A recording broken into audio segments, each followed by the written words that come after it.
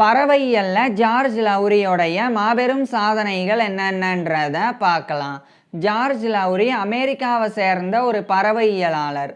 இவர் 1913 அக்டோபர் 2 அன்னைக்கு யுனைடெட் ஸ்டேட்ஸில் இருக்கிற லூயிசியானாவுடைய வாசிடா பாரிஸில் இருக்கிற மன்ரோவில் பிறந்தாங்க. இவருடைய full name George Hines Lowery junior. இவர் அந்த லூயிசியானாவுடைய பேடன் ரூஸில் இருக்கிற லூயிசியானா ஸ்டேட் யூனிவர்சிட்டியில் 1934ஆம் ஆண்டு பிஎஸ்சியும் 1936ஆம் ஆண்டு எம்எஸ்சியும் முடித்தாங்க. அதை தொடர்ந்து அதே யூனிவர்சிட்டியில் இவர் ஒரு இன்ஸ்ட்ரக்டர் இன் ஜுவாலஜி, அதாவது விலங்கியலில் கற்பிப்பாளராக இவருடைய டீச்சிங் கெரியரை ஆரம்பித்தாங்க. மேலும் அந்த யூனிவர்சிட்டியில் இவர் ஒரு மியூசியம் ஆஃப் ஜுவாலஜியை நிறுவி அதனுடைய அசிஸ்டன்ட் கியூரேட்டர் ஆனாங்க. அப்போ இவர் பறவைகளை பற்றி ஆய்வு செய்ய தொடங்கியிருந்தாங்க. அதுலேயும் குறிப்பாக மைக்ரண்ட் பேர்ட்ஸ் அப்படின்ற ஒரு இடத்துலேருந்து இன்னொரு இடத்துக்கு இடம்பெயரக்கூடிய பறவைகளை பற்றி இவர் ஆய்வு செய்ய தொடங்கியிருந்தாங்க. பொதுவாக மைக்ரண்ட் பேர்ட்ஸ் ஆனது சென்ட்ரல் அண்ட் சவுத் அமெரிக்காவிலேருந்து வசந்த காலம் தொடங்கிய உடனே நார்த் அமெரிக்காவுக்கு போகும். அங்கே போயிட்டு இனப்பெருக்கம் பண்ணி குஞ்சு பொறிச்சு அந்த குஞ்சு வளர ஆரம்பித்த பிறகு கரெக்டாக இலையுதிர் காலம் ஆரம்பிக்கும். அதுக்கப்புறம் குளிர்காலம் வந்துடும். அதனால அந்த நேரத்தில் நார்த் அமெரிக்காவிலேருந்து அந்த பறவைகளானது அவைகளினுடைய குஞ்சுகளோட நேரடியாக மீண்டும் சென்ட்ரல் அண்ட் சவுத் அமெரிக்காவுக்கு போயிடும். அங்கே போய் கொஞ்ச காலம் வாழும். வாழ்ந்த பிறகு இங்கே குளிர்காலம்லாம் முடிஞ்சு வசந்த காலம் நார்த் அமெரிக்காவில் ஆரம்பிக்கும் போது மறுபடியும் சென்ட்ரல் அண்ட் சவுத் அமெரிக்காவிலேருந்து அந்த பறவைகளானது நார்த் அமெரிக்காவுக்கு போய் மறுபடியும் இனப்பெருக்கம் பண்ணும். ஸோ இந்த மாதிரி இங்கேருந்து அங்கே, அங்கேருந்து இங்கே அப்படின்னு பறவைகளானது இடம்பெயர்ந்து போயிட்டே இருக்கும் அந்தந்த பருவ காலத்துக்கு ஏற்ற மாதிரி. ஸோ இப்படி இடம்பெயர்ந்து போகக்கூடிய பறவைகளானது நேரடியாக கடலை ஒட்டி தான் பறக்கும், கடலுக்கு மேலே பறக்காது அப்படின்னு சொல்லி அந்த காலத்தில் கருதப்பட்டு வந்தது. அதாவது இப்போ பறவைகளானது சென்ட்ரல் அண்ட் சவுத் அமெரிக்காவிலேருந்து நார்த் அமெரிக்காவை நோக்கி பறக்கணும், வசந்த காலம் வந்துருச்சு அப்படின்னா அந்த சமயம் நடுவில் கல்ஃப் ஆஃப் மெக்சிகோ இருக்குது. அது மிகப்பெரிய கடல், கிட்டத்தட்ட 1000 கிலோமீட்டருக்கு மேலே அதனுடைய நீளம் இருக்குது. அப்படி இருக்கும்போது பறவைகளானது இந்த மாதிரி நேரடியாக கடலுக்கு மேலே நேராக பறந்து நார்த் அமெரிக்காவுக்கு வரணும் அப்படின்னா 1000 கிலோமீட்டருக்கு மேலே அது இருக்கிறனால அவ்வளோ தூரத்தை கடந்து வரணும். அப்படி கடலுக்கு மேலே பறந்து வர்றது அப்படின்றது சாதாரணமான விஷயம் கிடையாது. ஏன்னா எந்த இடத்துலையும் பறவைகள்னால ஓய்வெடுக்கிறதுக்கு கீழே இறங்க முடியாது, உணவும் தேட முடியாது, அந்த அளவுக்கு கடல் இருக்கும். ஸோ இதனால பறவைகளானது இந்த மாதிரி கடலுக்கு மேலே இருந்து வராமல் கடலை ஒட்டி கடற்கரையோரமே பறந்து போய் சென்ட்ரல் அமெரிக்கா அண்டு சவுத் அமெரிக்காவுக்கு போயிடும். அதே மாதிரி அங்கேருந்து நார்த் அமெரிக்காவுக்கு போயிடும் அப்படின்னு அந்த காலத்தில் கருதப்பட்டு வந்தது. ஆனால் இந்த ஒரு விஷயத்தை இவர் பார்க்கும்போது அதுக்கு மாறாக பார்த்தாங்க. அதாவது இந்த ஜார்ஜ் லவ்ரியை பொறுத்த வரைக்கும் அவர் தொடர்ச்சியாக நார்த் அமெரிக்காவில் தான் இருக்கிறாங்க. ஏன்னா நார்த் அமெரிக்காவில் தான் கனடா, யுனைடெட் ஸ்டேட்ஸ், மெக்சிகோ இது போன்ற நாடுகள் இருக்குது. ஸோ இவர் யுனைடெட் ஸ்டேட்ஸில் இருக்கிற லூயிசியானாவில் இருக்கிறாங்க. ஸோ அந்த லூயிசியானாவிலேருந்து தான் இவர் அடிக்கடி அந்த பறவைகளினுடைய இடப்பெயர்வை கவனிச்சுக்கிட்டே இருந்தாங்க. அப்படி கவனிக்கும்போது இவர் பார்த்த விஷயம் என்னன்னா, கடல்ல இருந்து தான் நேரடியாக பறவைகள் வருது அப்படின்னு சொல்லி இவர் கவனிச்சாங்க. அதாவது கடற்கரை ஓரம் எந்த பறவைகளும் வரலை. அதுக்கு மாறாக இவர் கடலை பார்த்துட்டே இருக்கும்போது கடல் வழியாக தான் பறவைகள் பறந்து வந்துட்டே இருந்தது. அதை இவர் கவனிச்சாங்க. கரெக்டாக இதை இவர் ஸ்ப்ரிங் வசந்த காலத்தின் போது தான் கவனிச்சாங்க. ஏன்னா வசந்த காலத்தில் தான் சென்ட்ரல் அண்ட் சவுத் அமெரிக்காவில் இருக்கக்கூடிய பறவைகளானது நேராக இந்த நார்த் அமெரிக்காவுக்கு வரும். ஸோ அப்போ தான் இவர் கடலை நோக்கி பார்த்துட்டு இருக்கிறாங்க. அப்போ தான் பறவைகள் கடல் வழியில் தான் வருது அப்படின்னு இவர் கவனிக்கிறாங்க. இது ஒரு ஆச்சரியமான ஒரு விஷயமா இருந்தது. எப்படி இந்த ஆயிரக்கணக்கான கிலோமீட்டர் தூரத்தை கடல் வழியிலேயே பறவைகளானது கடந்து வருது அப்படின்னு சொல்லி இவர் பிரமிச்சு போனாங்க. அதுக்கப்புறமா இதை இப்போ உறுதிப்படுத்தணும் அப்படின்னு சொல்லி தொடர்ச்சியாக இவர் தொலைநோக்கியை பயன்படுத்தியும் ஆய்வு செஞ்சாங்க. அது மட்டும் இல்லாமல் பண்டைய கால புத்தகங்களையும் இவர் புரட்டி பார்த்தாங்க. அப்போ அந்த காலத்தில் இருந்த நிறைய மாலுமிகள் அவங்களுடைய கப்பல்களில் சில நேரம் பறவைகள் உட்காந்துட்டு கொஞ்சம் நேரம் கழித்து மறுபடியும் பறந்து போகும் அப்படின்றது குறிப்பிடப்பட்டிருந்தது. அதை இவர் படித்தாங்க. அதுக்கப்புறமா அந்த கடல்ல இருந்து வரக்கூடிய கப்பல்கள், அந்த கப்பல்களை ஓட்டக்கூடியவங்க, அந்த கப்பல்களில் பயணம் பண்ணக்கூடியவங்க, அவங்கள எல்லாரையுமே இவர் ஜார்ஜ் லவ்ரி விசாரிச்சாங்க. இந்த மாதிரி பறவைகள் ஏதாவது உக்காந்துச்சா அப்படின்னு. அப்போ அவங்களும் ஆமாம், நடுக்கடலில் வந்துட்டு இருக்கும்போது பறவைகள் அப்பப்போ இந்த கப்பல்கள் மீது உட்காரும், அதுவே கொஞ்ச நேரத்தில் பறந்து போயிடும் அப்படின்றதையும் சொன்னாங்க. இதை ஜார்ஜ் லவ்ரி உறுதிப்படுத்திக்கிறாங்க இந்த மாதிரி கேட்டுக்கிட்டு. அதுக்கப்புறம் தான் இவர் முழுக்க முழுக்க உறுதி ஆய்வு செய்கிறாங்க. உண்மையிலேயே பறவைகளானது நேரடியாக வந்து சென்ட்ரல் அண்ட் சவுத் அமெரிக்காவிலேருந்து நார்த் அமெரிக்காவுக்கு கடல் வழியாக தான் வருது அப்படின்னு. அதுக்கப்புறம் இவர் வந்து இன்னொரு விஷயத்தையும் வந்து பார்க்குறாங்க. இப்போ எப்படி பறவைகள்னால இவ்வளோ கிலோமீட்டரை கடல் வழியாக எந்த இடத்துலையும் உட்காராமல் வர முடியுது, அதை வந்து தெரிஞ்சுக்கணும். ஸோ அதை வந்து தெரிஞ்சுக்கிறதுக்காக இன்னும் கூடுதலாக ஆய்வு செஞ்சாங்க. அப்போ தான் ஒரு விஷயத்தை கவனித்தாங்க, இந்த டெயில் விண்ட் அப்படின்றது. டெயில் விண்ட் அப்படின்னா என்னென்னா, இது வந்து பறவைகளுக்கு ஏற்ற காற்று சாதகமாக இருக்குது அப்படின்னு அர்த்தம். அதாவது இப்போ பறவைகள் வந்து எந்த திசையை நோக்கி போகணுமோ அந்த திசையில் காற்று வேகமாக அடிக்கும்போது பறவைகள் வந்து மேலே பறந்துடும் ஒரு குறிப்பிட்ட உயரத்துக்கு. அப்போ அந்த காற்றே வந்து அந்த பறவைகளை வேகமாக தள்ளிட்டு போகும். பறவைகளானது டைரக்ஷனை மட்டும் பார்த்தா போதும், அதாவது திசையை நோக்கி மட்டும் ரெக்கையை ஆட்டினா போதும், அவைகள் வந்து நேரடியாக வந்து அந்த காற்றினுடைய உதவியினாலேயே கூட ரொம்ப தூரம் வந்து போக முடியும். ஸோ அப்படி டெயில் விண்டை பயன்படுத்தி பறவைகளானது இவ்வளோ தூரம் வந்து பயணம் பண்ணுறதுக்கு வாய்ப்பு இருக்குது அப்படின்றதையும் இவர் வந்து கண்டறிகிறாங்க. ஸோ இப்படி ஒட்டுமொத்தமாக அத்தனை விஷயங்களையுமே இவர் கண்டறிஞ்சதுக்கப்புறமா ஒவ்வொரு விஷயத்துக்குண்டான அந்த தரவுகளையும் சேகரித்தாங்க. ஏன்னா சும்மா இந்த மாதிரி தான் வருது அப்படின்னு சொன்னால் யாரும் ஏற்றுக்க மாட்டாங்க. அதனால் அதை உறுதிப்படுத்திக்கிறதுக்கு நிறைய டாக்குமெண்ட்ஸையும் ரெடி பண்ணாங்க, நிறைய டேட்டாஸையும் கலெக்ட் பண்ணாங்க. அதுக்கப்புறம் 1945ஆம் ஆண்டு trans gulf spring migration of birds and the coastal hiatus அப்படின்ற டைட்டிலில் ஒரு ஆர்டிக்கலை இவர் வந்து வெளியிட்டாங்க 1945ஆம் ஆண்டு. அந்த ஆர்டிக்கலில் தான் இவர் ஜார்ஜ் லவ்ரி வந்து பறவைகளானது உண்மையிலேயே இந்த மைக்ரண்ட் பேர்ட்ஸ் ஆனது நேரடியாக சென்ட்ரல் அண்ட் சவுத் அமெரிக்காவிலேருந்து நார்த் அமெரிக்காவுக்கும், நார்த் அமெரிக்காவிலேருந்து சென்ட்ரல் அண்ட் சவுத் அமெரிக்காவுக்கும் கடலுக்கு மேலே தான் வந்து பயணம் பண்ணி போகுது அப்படின்னு சொல்லி இவரை வந்து உறுதிப்படுத்தினாங்க. இது மிகப்பெரிய ஒரு விஷயமா இருந்தது.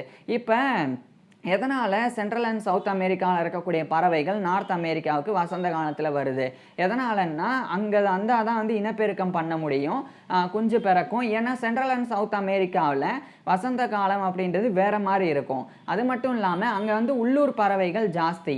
அதனால் அந்த உள்ளூர் பறவைகள் அப்படின்னா இப்போ கிளி, புறா அந்த மாதிரி இருக்குன்னா அது அங்கேயே தான் இருக்கும். ஸோ அதனால் அவைகள் வந்து அங்கே இருக்கக்கூடிய நிறைய மரங்களை எடுத்துக்கும், கூடு கட்டும், அங்கே அவைகள் வந்து இனப்பெருக்கம் பண்ணும், அங்கே இருக்கக்கூடிய உணவுகளையும் வந்து அவைகள் தான் உண்ணும். ஸோ இந்த மாதிரி இருக்குது. அது மட்டும் இல்லாமல் இந்த மைக்ரண்ட் பேர்ட்ஸோடைய குஞ்சுகள் அவைகளுக்கு தேவையான உணவுகள் வந்து சென்ட்ரல் அண்ட் சவுத் அமெரிக்காவில் இருக்காது. புரிகிற மாதிரி சொல்லணும்னா, இந்த மைக்ரண்ட் பேர்ட்ஸோடைய குஞ்சுகளுக்கு எந்த மாதிரி உணவுகள் ஆரம்பத்தில் தேவைப்படும்னா, இந்த லார்வாக்கள், அதாவது இந்த ஒரு சின்ன புழு அது வந்து லார்வாவாக இருக்கும்போது ஸோ அந்த மாதிரியான உணவுகள் தான் வந்து தேவைப்படும். அப்படியான உணவுகள் வந்து சென்ட்ரல் அண்ட் சவுத் அமெரிக்காவில் இருக்காது, ஆனால் நார்த் அமெரிக்காவில் இருக்கும். ஏன்னா நார்த் அமெரிக்காவில் குளிர்காலத்தின் போது எந்த விதமான பூச்சிகளும் அதே மாதிரி தாவரங்கள், விதைகள் இது எதுவுமே வந்து பெருசாக வந்து இருக்காது. அதுக்கப்புறம் குளிர்காலம் முடிஞ்சு வசந்த காலம் ஆரம்பிக்கும் போது தான் சின்ன சின்ன பூச்சிகள் வந்து இனப்பெருக்கம் பண்ணி அப்போ தான் வந்து சின்ன சின்ன லார்வாக்கள், அதாவது பூச்சிகள் முட்டையிட்டு லார்வாக்கள் உருவாகும். அதெல்லாம் நார்த் அமெரிக்காவில் தான் நடக்கும். அதனால தான் இந்த மைக்ரண்ட் பேர்ட்ஸ் வந்து அங்கேருந்து நார்த் அமெரிக்காவுக்கு போய் இனப்பெருக்கம் பண்ணி அவைகளுடைய குஞ்சுகளுக்கு தேவையான உணவுகளை அங்கேயே கொடுத்துட்டு குளிர்காலம் ஆரம்பிக்கிறதுக்கு முன்னாடியே அந்த குஞ்சுகளை அழைச்சிட்டு மறுபடியும் சென்ட்ரல் அண்ட் சவுத் அமெரிக்கா போயிடும். அதுக்கப்புறம் மீண்டும் இனப்பெருக்க காலம் வரும்போது அந்த வசந்த காலத்தை பயன்படுத்தி நார்த் அமெரிக்காவுக்கு திரும்ப போகும். ஸோ அந்த மாதிரி பண்ணுது. இதெல்லாம் வந்து ஏற்கனவே ஜார்ஜ் லவ்ரிக்கு தெரியும், ஆனால் அந்த நேவிகேஷன் ரூட்டு தான் வந்து தெரியாமல் இருந்தது. அந்த மேப்பு, அந்த நார்த் அமெரிக்கன் ஏவியன் ஸ்பீசிஸோடைய அந்த மைக்ரண்ட் ஸ்பீசிஸோடைய அந்த திசை தெரியாமல் இருந்தது. அதை இவர் வந்து உறுதிப்படுத்தினாங்க. அதுக்கப்புறமா இதை மேலும் உறுதிப்படுத்துறதுக்கு மூன் வாட்சிங் டெக்னிக் அப்படின்னு சொல்லி ஒரு விஷயத்தை இவர் வந்து 1951 இந்த காலகட்டத்தில் இன்வென்ட் பண்ணாங்க. இதுக்கு நடுவில் ஒரு விஷயம், 1947ஆம் ஆண்டு இவர் யுனைடெட் ஸ்டேட்ஸோடைய கேன்சஸில் இருக்கிற லாரன்ஸோடைய யூனிவர்சிட்டி ஆஃப் கேன்சஸில் பிஹெச்டி முடித்தாங்க. முடிச்சுட்டு மீண்டும் அந்த லூயிசியானா ஸ்டேட் யூனிவர்சிட்டிக்கே போனாங்க. அப்போ தான் இவர் வந்து ப்ரொஃபஸர் ஆஃப் ஜுவாலஜியாக பதவி உயர்வை பெற்றாங்க, அதாவது விலங்கியல் பேராசிரியராக பதவி உயர்வை பெற்றாங்க. மேலும் அந்த மியூசியம் ஆஃப் ஜுவாலஜி அது வந்து அந்த காலத்தில் அதாவது பிற்காலத்தில் Louisiana State University museum of natural science அப்படின்னு சொல்லி மாறினது. அந்த மியூசியத்துடைய டைரக்டராகவும் அப்போ இவர் வந்து நியமிக்கப்பட்டாங்க. ஸோ தொடர்ச்சியாக இவர் வந்து ஆய்வுகளை மேற்கொண்டு 1951 மூன் வாட்சிங் டெக்னிக் அப்படின்னு சொல்லி ஒன்று உருவாக்கினாங்க. அப்படின்னா என்னன்னா, இப்போ மைக்ரண்ட் பேர்ட்ஸ் ஒரு இடத்துல இருந்து இன்னொரு இடத்துக்கு போகக்கூடிய இன்னொரு நாட்டுக்கு போகக்கூடிய பறவைகளானது இரவு நேரத்தை தான் பயன்படுத்தும். எதனால் இரவு நேரத்தை பயன்படுத்தும் அப்படின்னா, இப்போ பறவைகள் வந்து ஒரே அடியாக பறந்து ஆயிரக்கணக்கான கிலோமீட்டரை கடந்து கடலுக்கு மேலே நிற்காம போகணும். ஸோ அப்படி போகும்போது உடம்பு வந்து பயங்கரமாக ஹீட் ஆகும். இது காலை நேரத்தில் இந்த மாதிரி போச்சுன்னா சூரிய ஒளியும் பயங்கரமாக நேரடியாக பறவைகள் மீது படும். அப்போ ஹீட்டு வந்து ரொம்ப அதிகமாகி அந்த ஹீட்டுனாலேயே பறவைகள் செத்து போயிடும். அதனால தான் பறவைகள் வந்து இரவு நேரத்தை பயன்படுத்தும். இரவு நேரத்தில் கடலுக்கு மேலே பறக்கும்போது குளிர்ச்சியான சூழ்நிலை நிலவும். அப்போ அது வந்து பறந்து போகும்போது உடலில் ஏற்படக்கூடிய வெப்பமும் அந்த சூழலில் இருக்கக்கூடிய குளிர்ச்சியும் சேர்ந்து தட்ப வெப்பநிலையை கொடுக்கும். அதை பயன்படுத்தி தான் இரவு நேரத்தில் அவைகளினுடைய பயணத்தை வந்து மைக்ரண்ட் பேர்ட்ஸ் வந்து ஆரம்பிக்கும். ஸோ அப்படி ஆரம்பித்து பறக்கும்போது பறவைகளை வெறும் கண்ணால் வந்து பார்க்கவே முடியாது. இன்ஃபேக்ட் தொலைநோக்கியை வச்சு பார்த்தா கூட இரவு நேரத்தில் பறவைகள் தெரியாது. ஆனால் அந்த நிலாவை வச்சு வந்து பறவைகளை பார்க்க முடியும். எப்படின்னா நிலா வந்து இருக்குது, அந்த நிலா வந்து இருக்கிற திசையில் பறவைகள் போகும்போது அந்த பறவைகளினுடைய அந்த நிழல் வந்து நம்மளால் வந்து பார்க்க முடியும். அதாவது ஏதோ ஒன்று டாட்டாக இருக்கிற மாதிரி தெரியும்.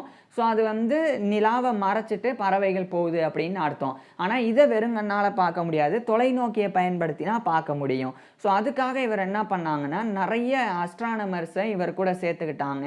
அதுக்கப்புறமா இவருடைய ஸ்டூடெண்ட்ஸையும் வந்து சேர்த்துக்கிட்டாங்க. அத்தனை பேரையும் சேர்த்துக்கிட்டு கலிஃபோர்னியா, யுனைடெட் ஸ்டேட்ஸில் இருக்கிற கலிஃபோர்னியா, லூயிசியானா, நியூயார்க் இந்த 3 இடத்த இவர் வந்து டார்கெட் பண்ணுறாங்க. அந்த 3 இடத்துலையும் ஒவ்வொரு இடத்துல சில நபர்களை வந்து வச்சிடறாங்க. உதாரணத்துக்கு லூயிசியானால இவரே இருப்பாங்க. மற்ற 2 இடங்களில் மற்ற விஞ்ஞானிகள், மற்ற இவருடைய மாணவர்கள் எல்லாம் இருப்பாங்க. ஸோ எல்லார் கையிலையும் இப்போ வந்து டெலஸ்கோப்பை வந்து கொடுத்துருவாங்க. இப்போ டெலஸ்கோப்பை கொடுத்துட்டு ஒரு குறிப்பிட்ட நேரம் இவர் வந்து சொல்லுவாங்க. உதாரணத்துக்கு இப்போ ஒரு நைட்டு ஒரு 12 மணிக்கு இந்த தேதியில் வந்து இந்த ஒரு இடத்துல நிலாவை நோக்கி டெலஸ்கோப்பை வச்சுருங்க அப்படின்னு சொல்லிடுவாங்க. இந்த மாதிரி சொன்னதுக்கப்புறம் அந்த டெலஸ்கோப்பில் நிழல் விழும். எப்பன்னா அந்த பறவைகளானது நிலவை கடந்து அப்படி போகும்போது அந்த இடத்துல வந்து இது விழும், அந்த நிழல்லாம் டாட் மாதிரி தெரியும். அப்படி தெரியும் போது எவ்வளோ தெரியுதோ அதை அப்படியே வந்து ஒரு நோட்டை வச்சுக்கிட்டு பேனானால அப்படியே வந்து கிரிக்கிட்டே வரணும். இப்போ உதாரணத்துக்கு ஒரே நேரத்தில் இப்போ வந்து டெலஸ்கோப்பை வச்சு நிலாவை பார்த்துட்டே இருக்கும்போது அதனுடைய சிலியூட்ஸ் தெரியுது அப்படின்னு வச்சுக்குவோம். அதாவது பறவைகளினுடைய நிழல் தெரியுது. இப்போ ஒரு 5 பறவைகளினுடைய நிழல் தெரியுதுன்னா டக்குன்னு நோட்டில் வந்து 5 கோடு வந்து போட்டுறணும். இந்த மாதிரி வேகமாக அதை எண்ணிட்டே இருக்காமல் எவ்வளோ தெரியுதோ அவ்வளோ அப்படியே ஒவ்வொரு கோடாக வந்து போட்டுக்கிட்டே வர்றது. இப்போ 1 தெரிய ஆரம்பிக்குதுன்னா அப்படியே ஒரு கோடு, 2ஆவது தெரிய ஆரம்பிக்கும் 2ஆவது கோடு, 3ஆவது தெரிய ஆரம்பிக்கும்போது 3ஆவது கோடு, இப்படியே போட்டுகிட்டே போயிடணும். அதுக்கப்புறம் இதை பார்த்ததுக்கப்புறமா எந்த நேரத்தில் அது பார்த்துருக்குறாங்க அப்படின்னு இப்போ நேரம் தெரியும். இப்போ நேரம் தெரிஞ்சிட்டனால அந்த நோட்டில் எத்தனை கோடு இருக்குது அப்படின்னு பார்த்தா எவ்வளோ பறவைகள் இந்த குறிப்பிட்ட நேரத்தில் நிலாவை கடந்து போயிருக்கு அப்படின்னு சொல்லி தெரிஞ்சுக்க முடியும். நிலாவை கடந்து போகிறதுனா அப்படியே நிலாவை கடந்து போகிறது கிடையாது. நிலாவுக்கும் பூமிக்கும் இடையில பூமிக்கு மேலே அந்த கடல் பகுதியில் இது வந்து பறவைகள் வந்து பறக்கும்போது அது வந்து நிலாவை மறைக்கிற மாதிரி தோணும் தொலைநோக்கியில் பார்த்தா. அதைத்தான் வந்து நிலாவை கடந்து போகிறது அப்படின்னு சொல்கிறேன். ஸோ அந்த மாதிரி போகிறத கோடு போட்டு வச்சுக்கிட்டா எவ்வளோ பறந்து போயிருக்கு அப்படின்னு தெரிஞ்சிடும். அதுக்கப்புறம் நிலா பூமியிலிருந்து எவ்வளோ தூரத்தில் எவ்வளோ உயரத்தில் இருக்குது அப்படின்றதும் தெரியும். அதே சமயம் டெலஸ்கோப் எந்த ஆங்கிளில் இருக்குது, டெலஸ்கோப்போடைய சைஸ் என்ன, அந்த லென்ஸோடைய சைஸ் என்ன அதுவும் தெரியும். இதெல்லாம் அடிப்படையாக வச்சு எவ்வளோ உயரத்தில் தோராயமாக பறவைகள் பறந்துருக்கு அப்படின்றதையும் கண்டறிய முடியும். அது மட்டும் இல்லாமல் ஒட்டுமொத்தமாக அதனுடைய திசை எந்த பக்கத்தை நோக்கி அவைகள் பறந்துருக்கு அதையும் வந்து தெரிஞ்சுக்க முடியும். ஸோ இதில் இந்த 3 டேட்டாஸ், ஒன்று வந்து டென்சிட்டி எவ்வளோ பறவைகள் வந்து பறந்து போனது, 2வது வந்து ஆல்டிடியூட் எவ்வளோ உயரத்தில் அது பறந்து போயிருக்கு, 3வது டைரக்ஷன் எந்த திசையை நோக்கி பறவைகள் பறந்து போயிருக்கு. இது எல்லாத்தையுமே வந்து கண்டறிகிறதுக்காக இந்த மூன் வாட்சிங் டெக்னிக் அப்படின்றத இவர் வந்து கண்டுபிடிச்சாங்க. இது 1951ஆம் ஆண்டு செயல்படுத்தப்பட்டது. இதன் மூலமாக மைக்ரண்ட் பேர்ட்ஸ் ஆனது தோராயமாக 2000 5000 அடி இந்த குறிப்பிட்ட உயரத்தில் தான் வந்து கடலுக்கு மேலே வந்து பறந்து போகும் அப்படின்னு கண்டறியப்பட்டது. இது மாதிரி அது எந்த திசையில் போகும் அப்படின்னும் கண்டறியப்பட்டது. எந்த திசையில் அப்படின்னா காற்று வந்து எந்த திசையில் சாதகமாக இருக்கோ அதை பயன்படுத்தி தான் கடலுக்கு மேலே பறந்து கரெக்டாக அதனுடைய போகக்கூடிய இடத்துல வந்து போய் சேர்ந்துடும் அப்படின்னு இவர் சொன்னாங்க. உதாரணத்துக்கு இப்போ லெஃப்டில் இருந்தும் போகலாம், ரைட்டில் இருந்தும் போகலாம், ஸ்ட்ரைட்டாக போனாலும் போகலாம். இந்த மாதிரி இருக்குன்னா இந்த 3 பாதையில் அதான் நான் கடலுக்கு மேலே சொல்கிறேன். இந்த 3 இதில் எந்த பக்கம் காற்று இழுத்துட்டு போதோ, அந்த பக்கத்த பயன்படுத்தி பறவைகள் வந்து அப்படியே போயி, அவங்க செல்ல வேண்டிய இடத்த வந்து அடைஞ்சிரும் அப்படின்னு சொல்லி இவர் வந்து கண்டறிஞ்சு சொன்னாங்க. இது மட்டும் இல்லாம, கோடிக்கணக்கான பறவைகள் இந்த மாரி ஒரு இடத்துலேருந்து இன்னொரு இடத்துக்கு இடம்பெயருது அப்படின்றதையும் கண்டறிஞ்சாங்க. இதெல்லாம் வந்து மிக முக்கியமான விஷயமா இருந்தது. அதுக்கப்புறமா இவர் வந்து லூயிசியானா முழுக்க சுற்றி திரிஞ்சு, லூயிசியானால இருக்கக்கூடிய பறவைகள், என்னென்ன பறவைகள் இருக்கு? சின்ன பறவையில ஆரம்பிச்சு பெரிய பெரிய பறவைகள் வரைக்கும் அத்தனை பறவைகளினுடைய வாழ்விடம் என்ன? அது என்ன மாரியான உணவ சாப்பிடும்? எத வந்து வேட்டையாடும்? எது வந்து அத வேட்டையாடும்? அது வந்து எப்படி இனப்பெருக்கம் பண்ணும்? அப்படின்னு ஒட்டுமொத்தமா அவைகளினுடைய லூயிசியானால இருக்கக்கூடிய பறவைகளினுடைய தகவல்களை இவர் வந்து எழுதினாங்க. மேலும் இவர் வந்து டைரக்டரா இருக்கக்கூடிய மியூசியத்துல காட்சிப்படுத்தப்பட்டு இருக்கக்கூடிய பறவைகளினுடைய மாதிரிகள், அவைகள் பற்றியும் எழுதினாங்க. ஒட்டுமொத்தமா எழுதி 1955ஆம் ஆண்டு லூயிசியானா பேர்ட்ஸ் அப்படின்னு சொல்லி ஒரு புக்கா அத வெளியிட்டாங்க. இது ரொம்ப வந்து முக்கியமான ஒரு புக்கா வந்து அமைஞ்சது. லூயிசியானால இருக்கக்கூடிய பறவைகள் பற்றி தெரிஞ்சுக்கிறதுக்கு லூயிசியானா பேர்ட்ஸ் அப்படின்ற இந்த புத்தகத்த படிச்சாலே போதும். அந்த அளவுக்கு அறிவுபூர்வமான அவ்வளோ தகவல்களை இவர் அந்த புத்தகத்துல கொடுத்திருந்தாங்க. இதனாலேயே அந்த லூயிசியானா ஸ்டேட் யூனிவர்சிட்டியில பாய்ட் புரொஃபசர் ஆஃப் ஜூவாலஜி அப்படின்ற ஒரு சிறப்பு பேராசிரியர் பதவியில இவர் நியமிக்கப்பட்டாங்க.